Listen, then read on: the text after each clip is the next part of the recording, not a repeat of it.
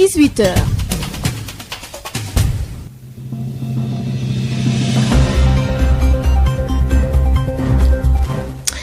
Bonsoir, il est 18h sur l'ensemble du réseau synchronisé de Sen Radio. Bienvenue à vous dans ce journal. Aïssatou Gueiba. À la une de l'actualité, 4 morts, 6 blessés, dont 4 dans un état grave. C'est le bilan d'un carambolage entre 3 véhicules sur la route nationale 3 à une dizaine de kilomètres de Bombay dans la région de Diourbel. Plus de détails dans ce journal avec notre correspondant. Affaire Ousmane Sonko, 2 responsables du parti PASTEF encore arrêtés ce dimanche par la DIC. Il s'agit respectivement de Abbas Fall et Fatima Mang. Une affaire qui continue de défrayer la chronique. D'ailleurs, le COS M23 réclame un procès équitable et dénonce les violences notées dernièrement. Le socio-anthropologue Youssou Margan Guissé parle de manipulation qu'il pensait jusque-là révolue. Il était l'invité d'objection de ce dimanche avec Bayo Marguey. Vous l'entendrez largement. Covid-19, le Sénégal déplore 7 nouveaux décès et 366 nouvelles contaminations, dont 206 issues de la transmission communautaire. Le point du jour à suivre également.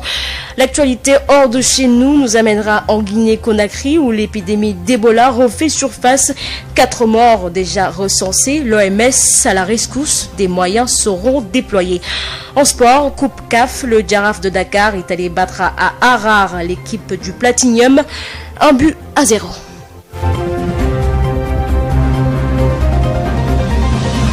Sud-Soir. Aïssatou Gueiba. À la présentation, merci de nous choisir pour vous informer. Je vous le disais, un accident s'est produit ce dimanche à hauteur ou sur l'axe Bombay et Diourbel. Ce dimanche, le bilan, 4 morts, 6 blessés dont 4 dans un état grave. Un cambriolage carambolage entre 3 véhicules sur la route nationale 3 à l'origine de cet accident. Adam Adjaï. 4 morts et 6 blessés, dont 4 dans un état grave. C'est le bilan d'un carambolage entre 3 véhicules sur la route nationale numéro 3 à hauteur de la localité de Kerdam Sissé, à une dizaine de kilomètres de Bombay. Il s'agit d'un véhicule de transport irrégulier appelé Allo Dakar ayant perdu l'une des roues qui a violemment heurté un taxi brousse appelé 7 places qui venait du sens inverse. Ce dernier est allé percuter un bus. L'état des véhicules témoigne de la violence du choc car il n'y a que des carcasses qui restent des véhicules. Le chauffeur du véhicule 7 places est décédé ainsi qu'un passager. Les autres corps sans vie sont notés au niveau du véhicule Allo Dakar. Le président du regroupement des chauffeurs et transporteurs de Diourbel, Serigne Sall, invite le ministre des Transports terrestres à mettre de l'ordre dans le secteur. Selon lui, les chauffeurs ne peuvent plus accepter que les véhicules Allo Dakar occasionnent autant de morts. Les blessés ont été évacués au niveau de l'hôpital régional Heinrich Louquet de Diourbel par les éléments des sapeurs-pompiers et les corps sans vie déposés à la morgue de la dite structure. Diourbel sur FM, Adam Ndiaye.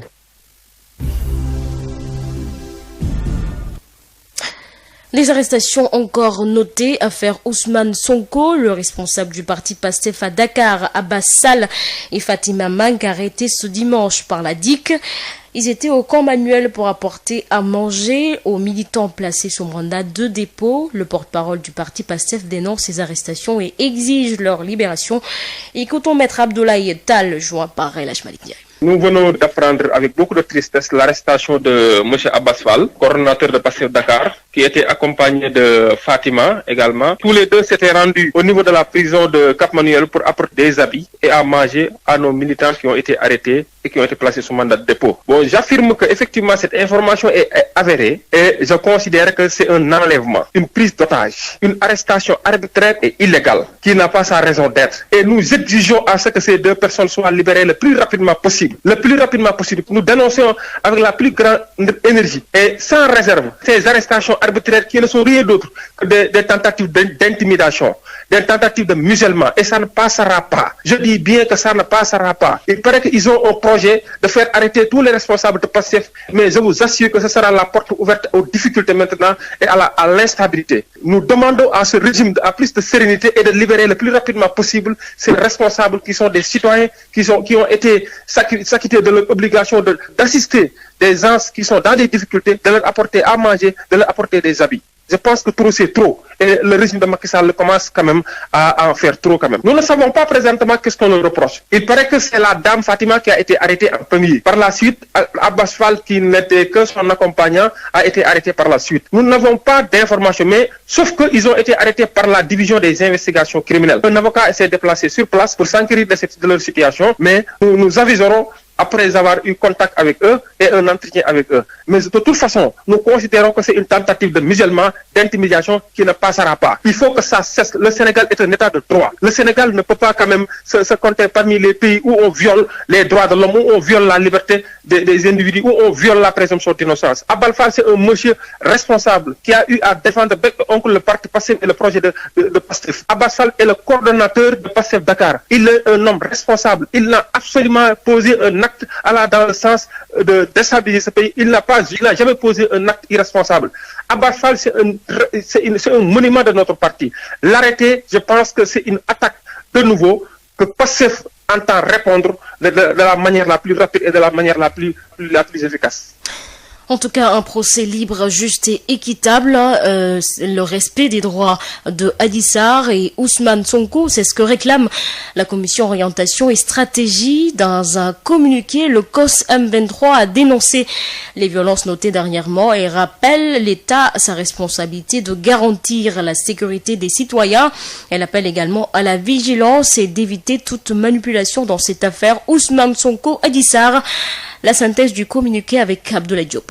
L'affaire Ousmane Sonko Adji Sarr continue de faire couler beaucoup d'encre et de salive et c'est la Commission Orientation de Stratégie COS M23 qui, dans un communiqué, met l'État du Sénégal devant ses responsabilités pour garantir le respect des droits humains, l'État de droit, la sécurité des citoyens, mais également la stabilité sociale et les fondamentaux de la démocratie. Elle exige ainsi le respect des droits de la plaignante Adji Sarr conférés par les lois sénégalaises pour réparation de tout éventuel préjudice subi dans le cadre de ces accusations, une stricte observance et sans équivoque de l'entièreté des droits de l'accusé Ousmane Sonko prévus par nos lois compte tenu de son statut de député du peuple, mais également la tenue d'un procès libre, juste et équitable à l'endroit des deux parties pour l'éclatement de la vérité au bénéfice du droit et de la justice, lit-on dans le communiqué. Par ailleurs, la COS M23 a condamné toute forme de violence notée ces derniers jours et dénoncé avec la dernière énergie les sévices et violences corporelles dont les manifestants de Ousmane Sonko déclarent avoir été victimes. La Commission Orientation et Stratégie COS M23 a demandé aux forces vives de la nation de rester vigilantes et d'être prêtes pour la sauvegarde des acquis démocratiques au nord du Sénégal en refusant toute forme de forfaiture et de manipulation, quelle que soit sa nature ou son origine, dans le cadre de cette affaire.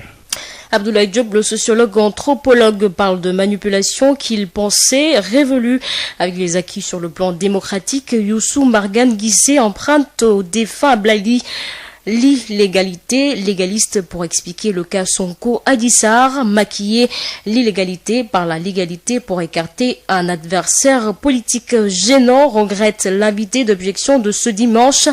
Il rappelle également l'État à sa responsabilité de garantir la sécurité des citoyens. Écoutons Youssou Margane Guissé au micro de Bayou Marguerite.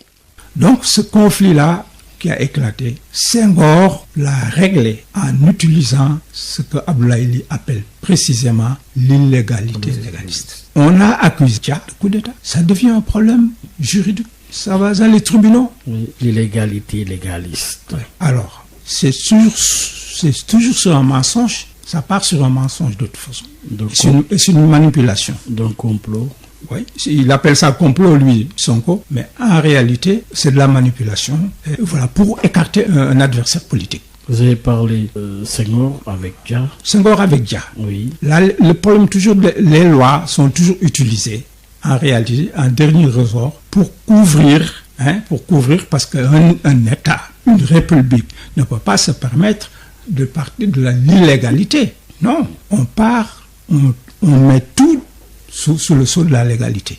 Et l'illégalité, justement, est enveloppée par la légalité. La manipulation, c'est une manipulation qui est enveloppée par la légalité. Et c'est ça qui s'est passé avec Dia. Les études ont montré par la suite que c'était ça, effectivement. Quand Senghor a voulu donner le pouvoir à Diouf, c'était pas une compétition.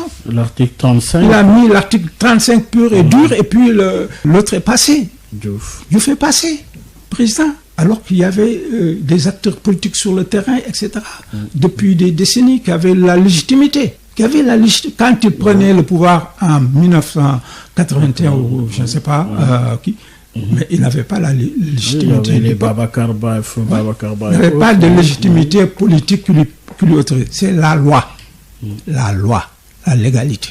Mais une légalité qui était illégale, en réalité. Du point de vue sociologique, du point de vue simplement de l'analyse. Vous avez parlé de Dia, vous avez parlé de l'arrivée de Diouf au pouvoir. Voilà. Oui. Maintenant, avec l'article 35. Maintenant, j'ai l'affaire Sonko, tu vois, qui défraie la chronique. Mon premier sentiment, c'est de regretter encore de telles méthodes pour liquider un adversaire politique. On ne doit pas être dans une logique de liquidation de l'adversaire politique. Dans la démocratie, si vraiment elle est réelle, on doit compétir de manière légitime, on doit compétir avec élégance. N'y a-t-il pas question d'affaires privées, d'une affaire privée, d'une affaire civile?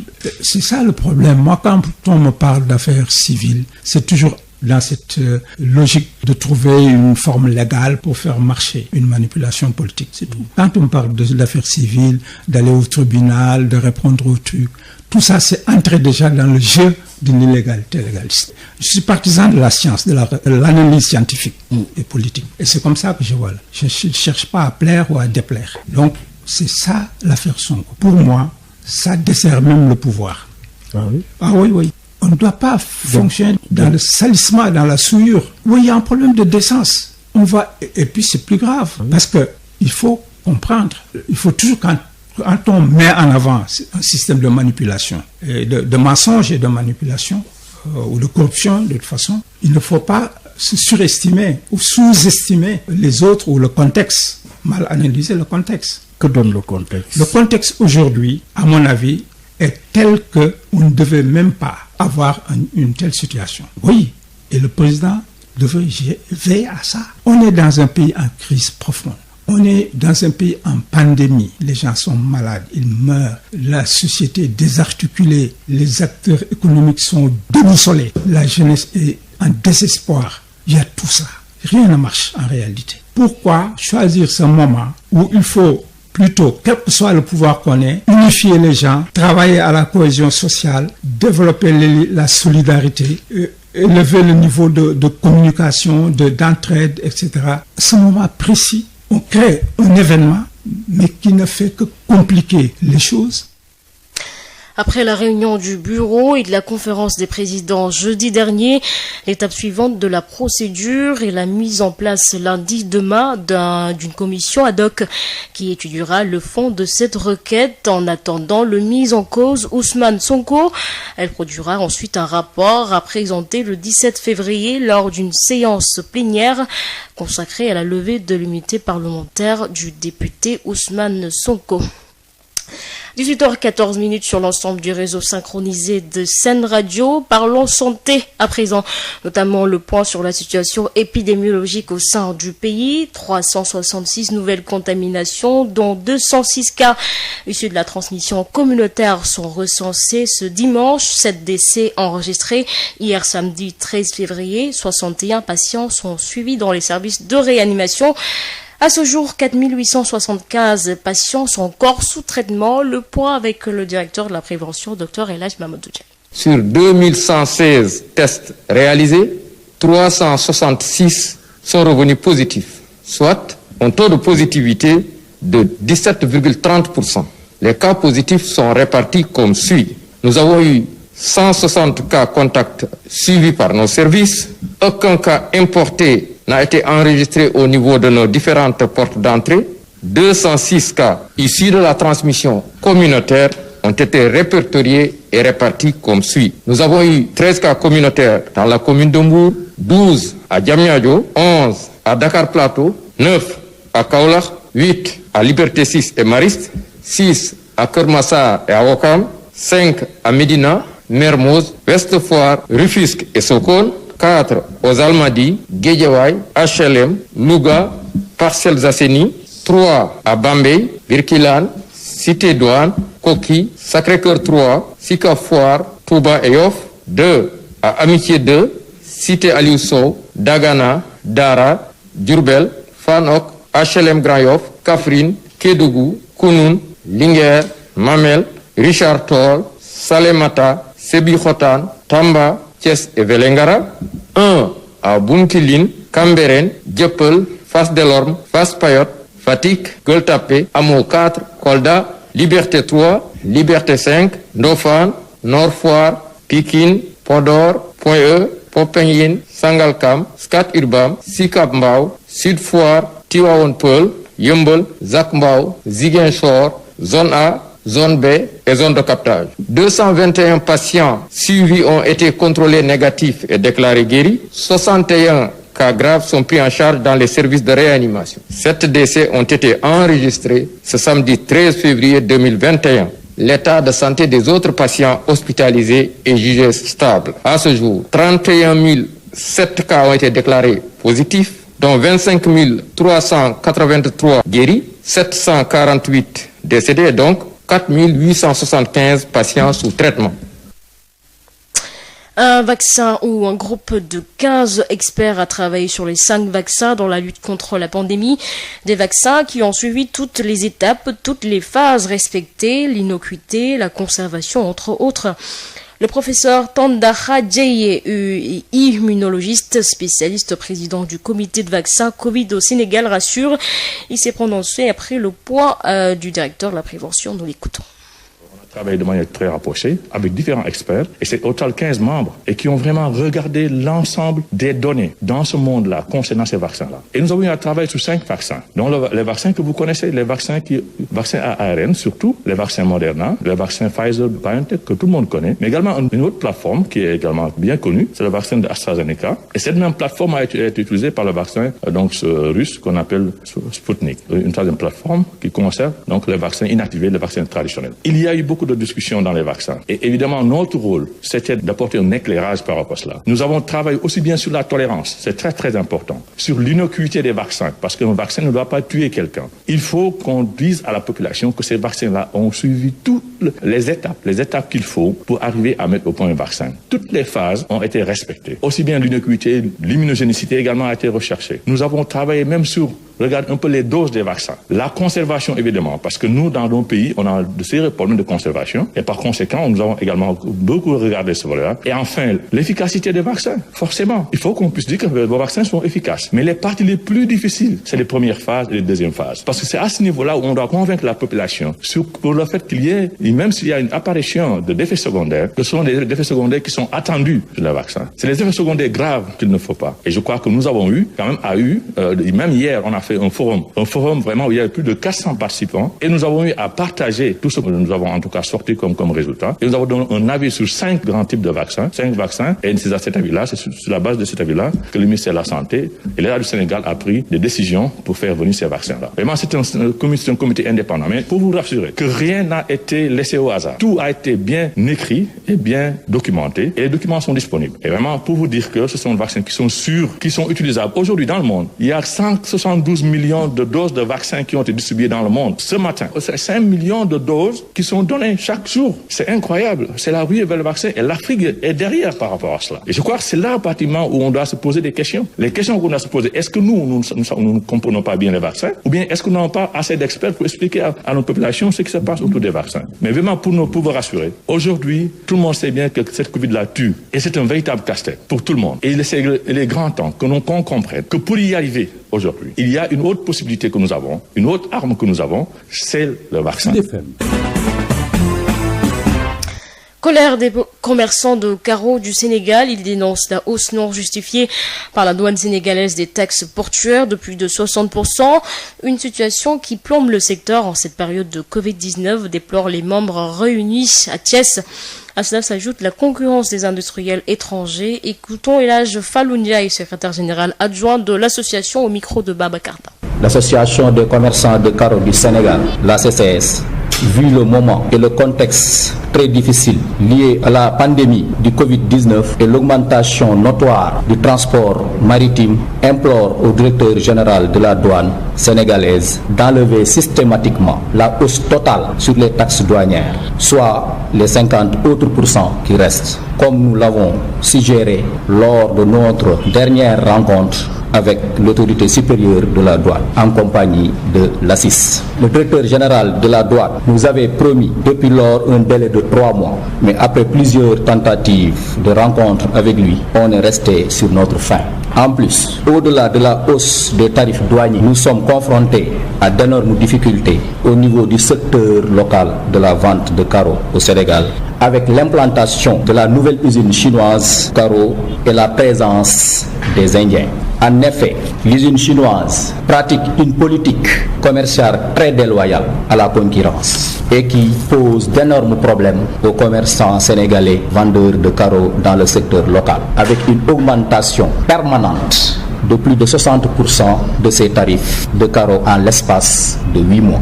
Sur quoi les commerçants de carreaux ne savent plus là où poser leurs pieds à cause de cette instabilité permanente des prix de l'usine chinoise de carreaux. De ce fait, nous demandons aux autorités de ce pays de nous accorder plus de protection contre l'usine chinoise et les étrangers indiens, en leur imposant une politique commerciale loyale afin qu'on puisse avoir avec eux une cohabitation saine. Par conséquent, la CCS informe les usagers de carreaux, consommateurs, carreleurs, techniciens de bâtiments, entrepreneurs que la hausse des prix de carreaux est indépendante de sa volonté. Un enseignant à l'IF de Médina Yoro Foulah porté disparu depuis mercredi. Les recherches entreprises par ses collègues et le maire n'ont rien donné de concret. Le secrétaire général national du syndicat autonome pour le développement de l'éducation et de la formation demande aux autorités d'engager les moyens appropriés pour retrouver l'enseignant disparu. Mbaïsar Sadef, que nous écoutons. Oui, c'est avec peine et tristesse que nous portons à l'attention de l'opinion publique nationale et internationale que notre collègue et camarade Jim Ndiaye, enseignant en service à l'IF de Médina Yoro Foulah, précisément dans le village de Saré Moussaïel, un village frontalier avec la Gambie, à quelques 70 km de Médina Yoro Foulah, est porté disparu depuis le mercredi dernier. Jusqu'à présent, le maire de la localité et les populations ont entamé des recherches et que jusqu'à présent, ces recherches sont avérées infructueuses. Et c'est la raison pour laquelle nous demandons au chef de l'État d'engager les moyens appropriés de l'État afin de rechercher le camarade Jim Ndiaye. Parce qu'il faut également le dire, Jim Ndiaye est un agent de l'État qui était à son poste et qui s'acquittait régulièrement de ses tâches. Et c'est pourquoi, du fait que les populations, depuis l'annonce de sa disparition, le maire de la localité et les populations, tout comme ses parents, ont entamé des recherches et que jusqu'à présent, aucune de ces recherches n'est s'avérée fructueuse. Et il ne nous reste maintenant qu'à demander au chef de l'État d'engager les moyens appropriés de recherche afin que le collègue Jim Ndiaye soit retrouvé sain et sauf pour le plus grand bonheur de ses parents et de ses collègues. Sud International. L'épidémie d'Ebola refait surface en Guinée-Conakry. 4 personnes ont perdu la vie.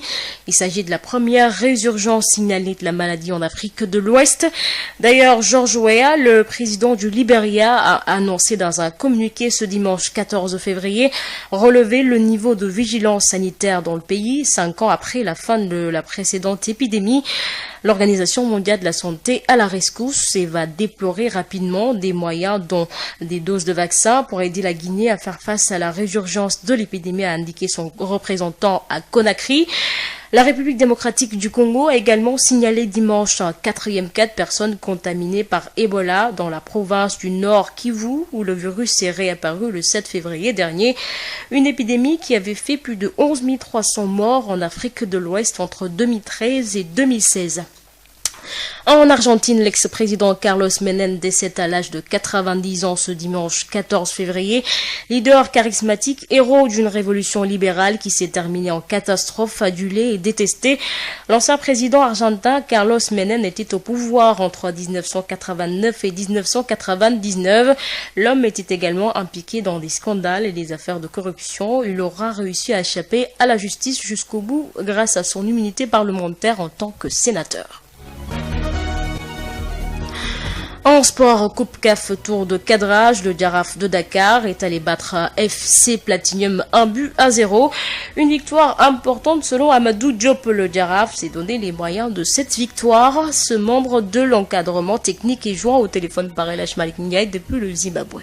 Le Jaraaf s'est donné les moyens de préparer ce match-là. D'autre part, on a bien étudié cette équipe-là. On a bien préparé sur le programme pour leur dire qu'on est dans un tour de cadrage et que la manche allée est très importante. Donc, ils se concentraient sur le match de Harare. Et chose faite, les gamins ont aussi bien pris parce que nous aussi, on savait qu'on allait dans un pays en altitude. Ça va pas être facile parce que sur le plan physique, ils vont souffrir. Et c'est ce qui a amené la fatigue en première mi-temps. Nos gamins ont suffoqué, mais ils ont tenu jusqu'à la mi-temps. Et dans les vestiaires, quand on a rectifié, on a vu un autre visage du Jaraaf. Donc, on a très bien géré le match et on avait en face une belle équipe zimbienne. Mais Dieu merci, on a su gagner ce match-là parce qu'on a marqué un but très important qui a son pesant d'or. Donc maintenant, rien n'est encore joué, il faut terminer le job, comme on dit. La match retour sera capitale pour nous aussi. Donc, mais il faut le préparer sereinement. On a un pas de la qualification, donc il faut le préparer. Et je pense que voilà, le Jaraaf a ses expériences de match. Donc on va le préparer, on va rien laisser au hasard. Donc on a oublié, dès aujourd'hui, on a oublié la victoire. Donc on se focalise sur la manche retour. Donc voilà, félicitations à tout le monde. On remercie tout simplement le pays aussi. Je pense que tous les Sénégalais nous ont poussés à réaliser cet exploit. Donc Dieu merci, alhamdulillah.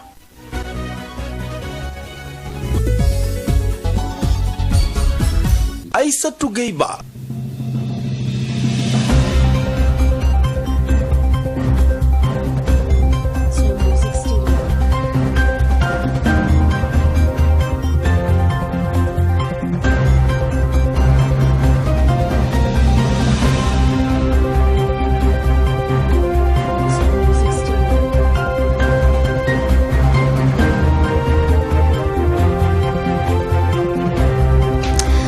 Quatre morts, 6 blessés, dont 4 dans un état grave. C'est le bilan d'un carambolage entre 3 véhicules sur la route nationale 3 à une dizaine de kilomètres de Bombay dans la région de Diourbel. Affaire Ousmane Sonko, 2 responsables du parti PASTEF encore arrêtés ce dimanche par la DIC. Il s'agit respectivement de Abbas Fall et Fatima Mang.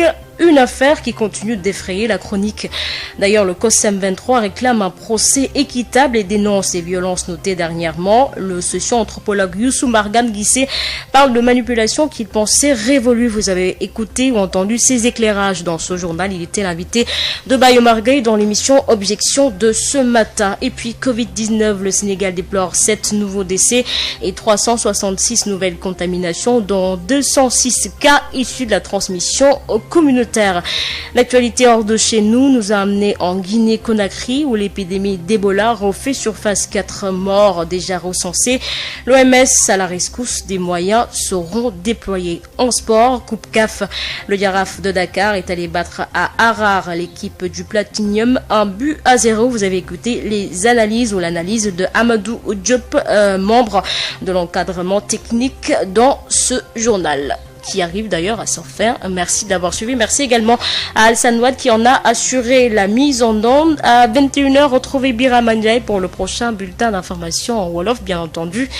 D'ici là, portez-vous bien, mais ne bougez pas, restez sur nos ondes. Dans un instant, la rediffusion de l'émission Rétrosport avec El Hadj Malick Ndiaye et El Hadj Pape Dieng. Aïssatou Gueye-Ba.